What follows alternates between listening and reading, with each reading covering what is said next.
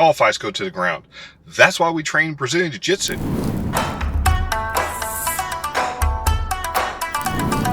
Hi everyone, welcome back to another Scotty Karate video. Today we're going to be going over, do Brazilian Jiu Jitsu practitioners like going to the ground? I mean, kind of a dumb question there. Of course BJJ likes going to the ground, right? Well, that's what we're talking about in today's episode of. Alright, so now that we know that Brazilian Jiu Jitsu likes to go to the ground. What are you talking about, Willis? What? We don't know that? Oh, okay. So let me start over there. So it is a very common thing. If you think about most fights, you've heard it forever about how all fights go to the ground, right? Or a huge percentage, like 80% of all fights go to the ground. So you better know how to do something on the ground. Well, yeah, I mean, you should. Other martial arts do that too, just so you know. But the go-to is you need to learn Brazilian Jiu Jitsu. Jiu Jitsu of any kind, but BJJ is the most prominent right now due to the popularity in MMA. So you should know how to do that, right? Right? Well, okay. But the question is, really, do all fights go to the ground? Another video, but let's pretend in this scenario here that most do, because it is a very common statement, like something like crazy, like 80% or all go to the ground. Well, if a BJJ practitioner gets in a fight, do they want to go to the ground? Well, I mean, some probably do. Smart people don't. You'll see a lot of people that train in general, just across the board, no matter what you train, you usually don't look for fights, right? You do what you can to avoid those. So when you get into a situation where you have to fight, you're pushed to a limit, you're surrounded, they have weapons, your family's with you and they're in danger, whatever scenario may be that you're actually having to fight. What do? Well, it's kind of hard because as a practitioner of a ground art like BJJ, your skill set is on the ground. Now, that is not saying they don't know how to fight standing up, because most have other training as well, or just have the cognitive ability to ball up a fist and throw it, either way. So, is their first go-to, okay, I just got to get them on the ground so I can do what I want? Like I said, some might, most no. Most want to avoid the fight altogether. When it does happen, the last place someone wants to be is on the ground, including someone who is comfortable on the ground. Let me explain. So let's pretend you're a BJJ practitioner. Doesn't matter where you are in the ranking, because it shouldn't matter. You're going to be more skilled on the ground than the person you're fighting. Yet again, we're not talking about a tournament or someone that's you're fighting another martial artist or another BJJ practitioner. You're fighting against some Joe Schmo in the street that's trying to hurt you or intimidate you or rob you, whatever it may be. Your first instinct is not, oh, let me put my back on the ground and let him get on top and mount. No. That's not what goes through their heads. And if you're a BJJ practitioner and your first instinct is, let me lay on the ground and do my stuff to him, you probably need to rethink your strategy. Now, in a scenario where you can't avoid the situation and you're being forced to fight, try stay standing up. I know it's counterproductive to what most people think of a ground fighter's abilities, but the danger is on the ground. Now, with that being said, the danger for your opponent is on the ground as well, because you're much better at it. They are very good at manipulating, taking control, manhandling, as it were. The problem is, though, most fights aren't fair. Okay? And it's another video entirely. I'll go over that in another video, but this is the main problem I have with MMA and any kind of sport, that it makes people think this stuff is a full fight. And it's not. There are rules. There might be few rules, mind you, but there's still rules. And at the very least, the number one rule in all martial art based tournaments, MMA, Taekwondo, Karate, Kung Fu, doesn't matter. Pick any of them, there's only one opponent. Okay? If you're in a street fight, that's not true at all. So let me give you a real scenario. Let's say BJJ practitioner and his wife are walking out of a movie theater. They're going to their car. Dude, bad guy, we'll call him A, has two friends with him, B and C, right? Bad guy, B and C. They see BJJ and girlfriend walking, and they're like, you know what? I want to take his money. He looks like an easy target for XYZ. Whatever. Bad guy A comes up, starts the initial intimidation, grab, yell, whatever. BJJ has two options. Fight or try to avoid.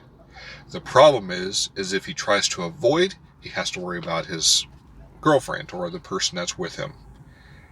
If the bad scenario happens where they won't take, flattery or, ego boosting and pandering and all the stuff you do to get out of a fight or just move with the fight along to where you can avoid it, he has to fight.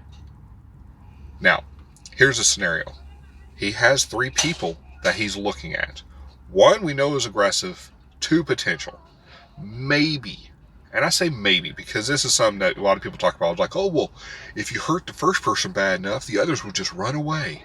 That's never happened ever. If you've ever looked at any fights, if you've ever been in any fights, that's not what happens.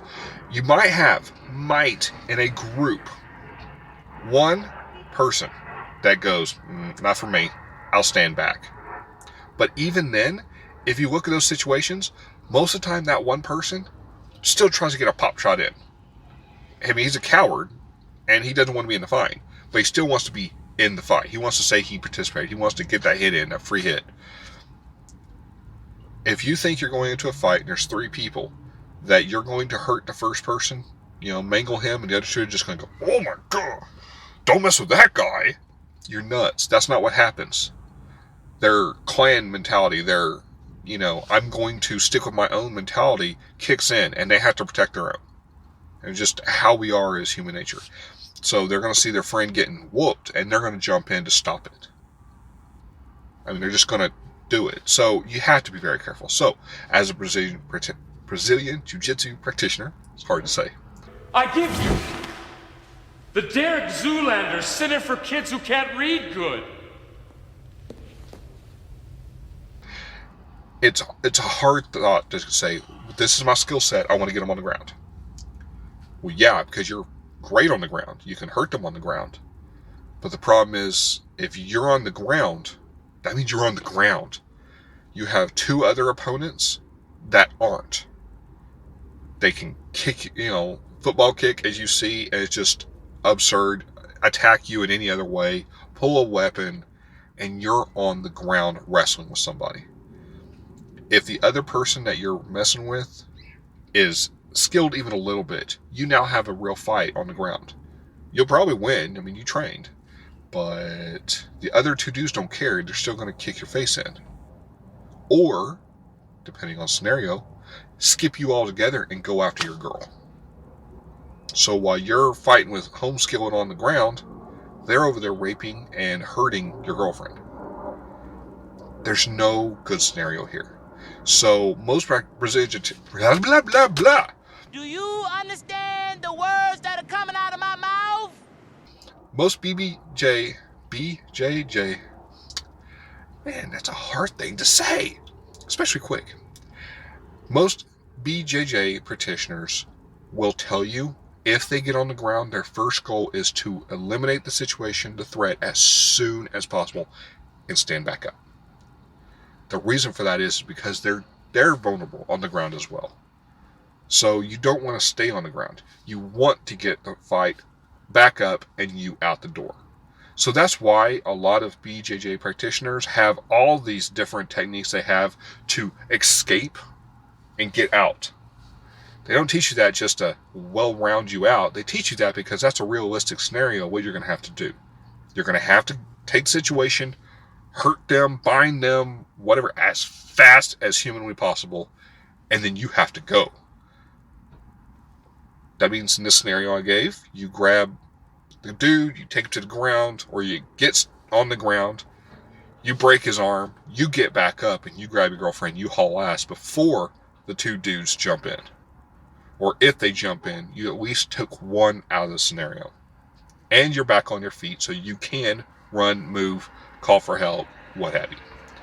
It's a hard mentality, and a lot of people, it's very hard to think, I should run. Especially when you have a scenario where you can't, such as you have people with you that you have to help defend, because they can't defend themselves. These are all things you have to think about.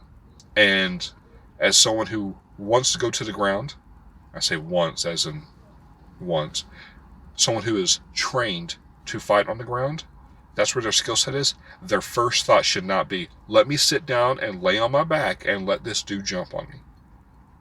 Because I don't care how good you are, 3 dudes jumping on you is never going to be good for you. It's just not.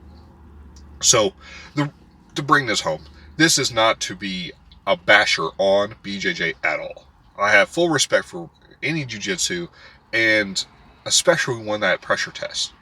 So, any skill that does that, I have great respect for it. I have great respect for BJJ.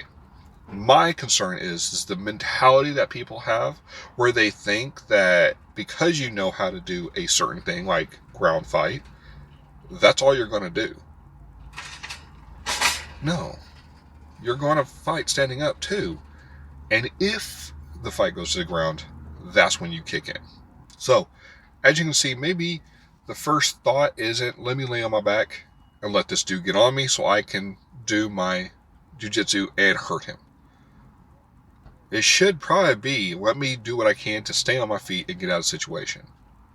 If it happens to be needed, and I go to the ground, get that person situated, hurt, out, and then I can run. There's different scenarios, different thought process, and you need to find what's great for you and the situation, because every situation changes. You know, what you do with a bad guy with 3 dudes might be completely different than one bad guy in a bar who's drunk, for example. Anyway, let me know what you think of the video in the comments below. And if you like the video, please like, comment, and subscribe. And don't forget to hit the notification bell in the corner so you know when my videos are posted each week. And, as always, the more you train, easier the fight.